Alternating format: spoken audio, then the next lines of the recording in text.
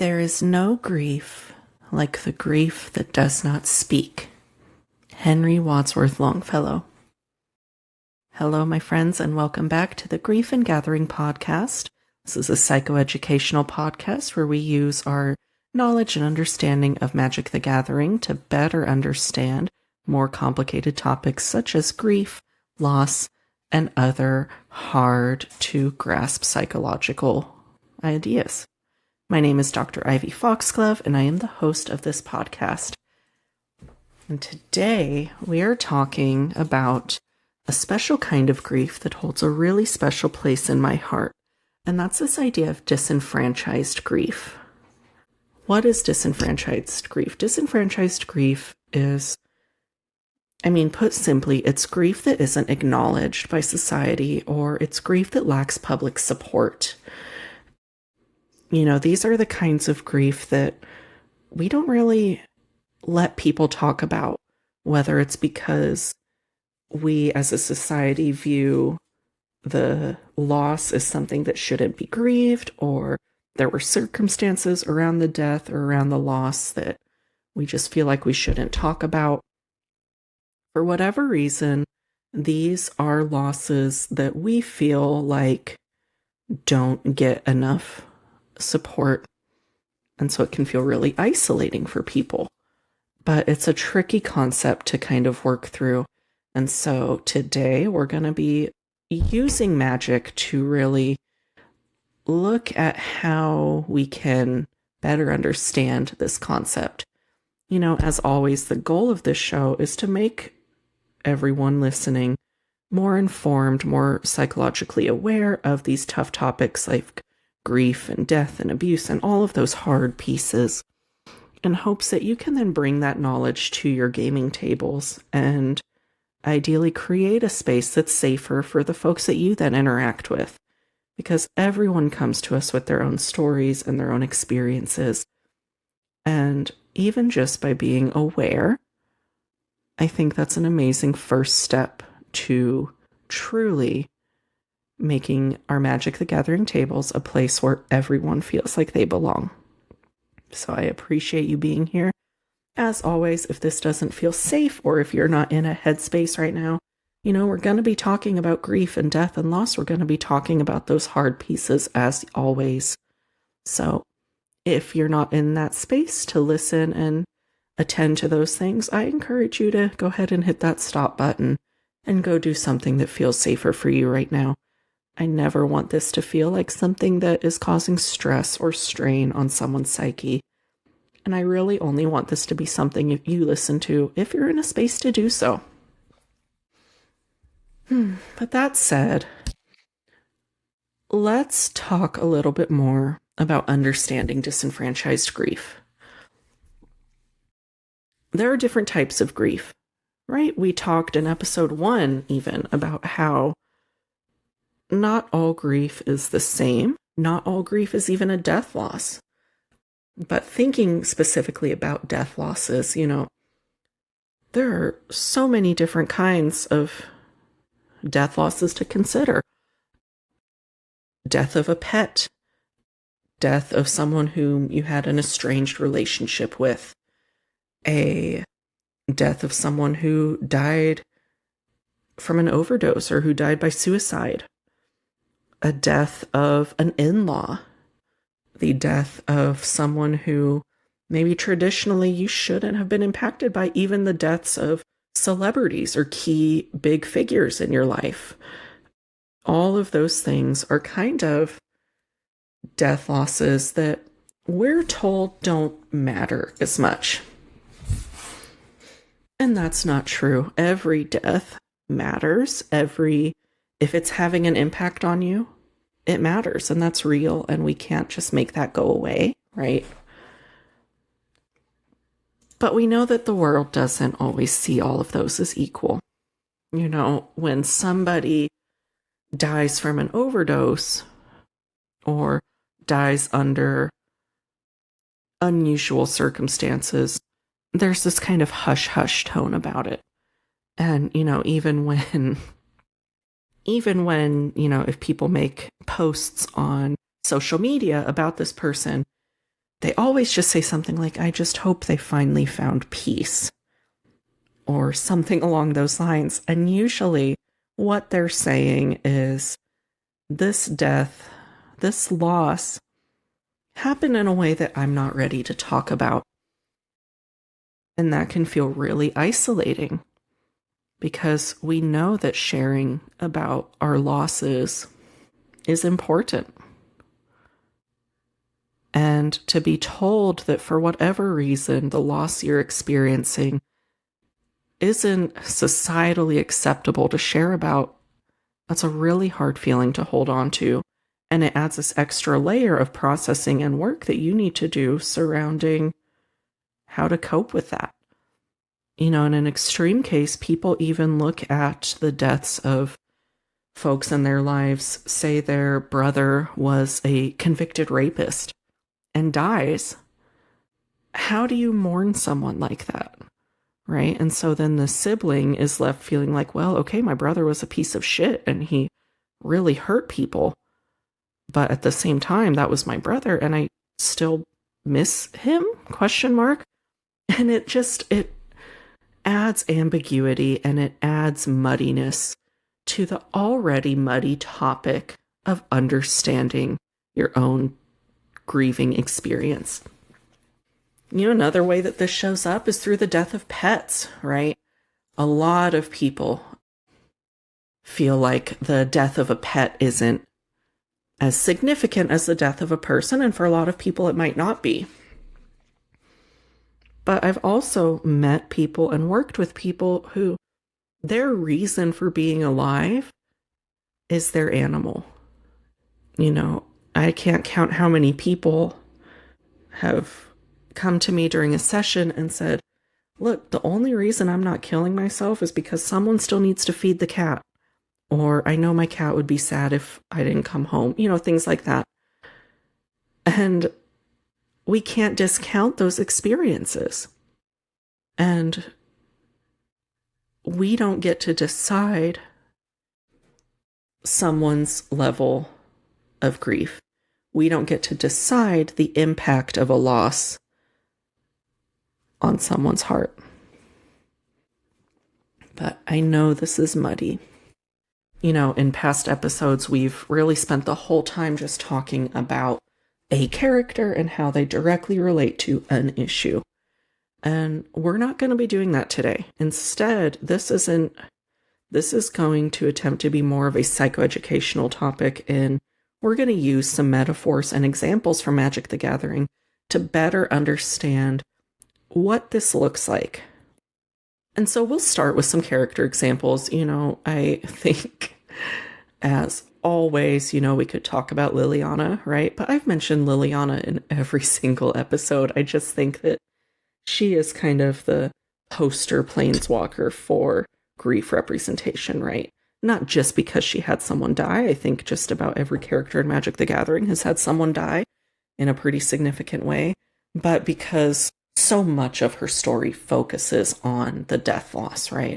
But I think the example that we can utilize from her now is more on how her grief feels so unresolved and the guilt surrounding her actions leading up to her brother's death, her actions after he died, both times.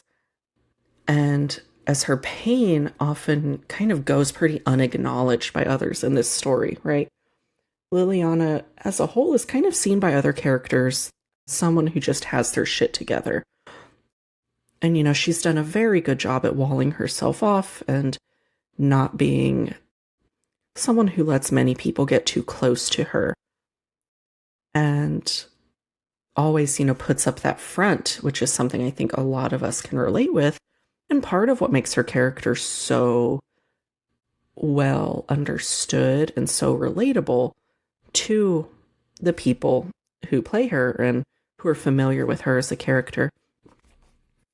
But that unacknowledged pain, those feelings of loss that no one ever even seems to deem worthy of recognizing, that really is what we look at and think about for disenfranchised grief. or looking at Kaya, her whole story is this like ghost assassin woman. I mean, her whole role involves she deals with souls of the dead. She is always working around, all of these losses and everything, all of these people who have died, all of these souls, and in doing so is forced to confront a lot of her own losses. But these interactions, I think, really do a good job of showing some of the complexities of grief. She doesn't, no one really acknowledges the kind of toll that must take on her, right? No one really acknowledges what it must be like to be someone who deals with the souls of the dead and has to, handle all of this in such a hard way. And so again, it results in a lot of kind of her shouldering that burden. Shit, we can even look at, really getting deep, maybe a bit of a stretch here, but look at the Eldrazi. These giant beings that represent the destruction of worlds, right? Entire civilizations have been lost from these beings. For a lot of people who are experiencing disenfranchised grief, especially when it was someone who is maybe in a traditionally close relationship, but ambiguous things kind of got in the way of that grief's recognition or grief's societal relevance. For these people, that person's absence, that person dying, feels like the destruction of their world. And it's almost like with that world being gone, so too are anyone who can understand what that loss is like. Imagine that your entire world was taken away from you and no one acknowledged it. No one understood what that was like. And just the level of isolation you would feel and the level of suffering that you would have to do in silence. Like I said, it's a stretch, right? But I think it's a pretty poignant example of the impact that grief can have when it is not acknowledged and when it is left in these ways where people don't think it's worth talking about. All grief is worth talking about. All grief deserves a voice. But I know that things still maybe feel a little muddy. And so I want to think about it a different way. Let's use milling as an example.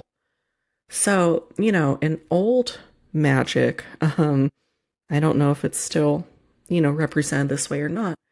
But when you were milled, when cards were discarded from your library, it was supposed to represent like this loss of memory or identity. It was like you are losing the ability to access pieces of your repertoire of spells, right?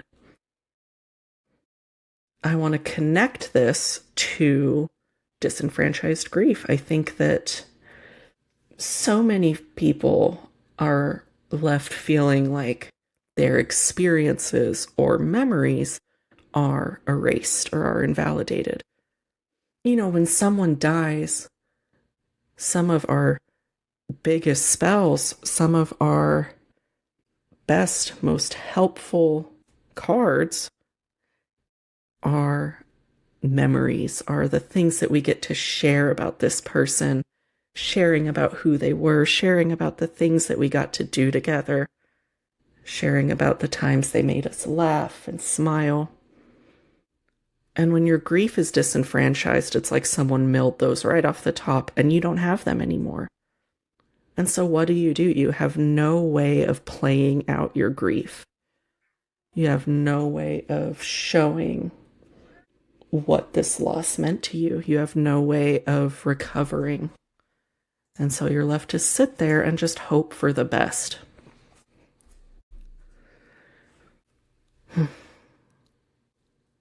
wonder what that's like to sit with that. I know, we're doing some cheesy metaphors in this episode, and maybe they're not landing with you, and that's okay.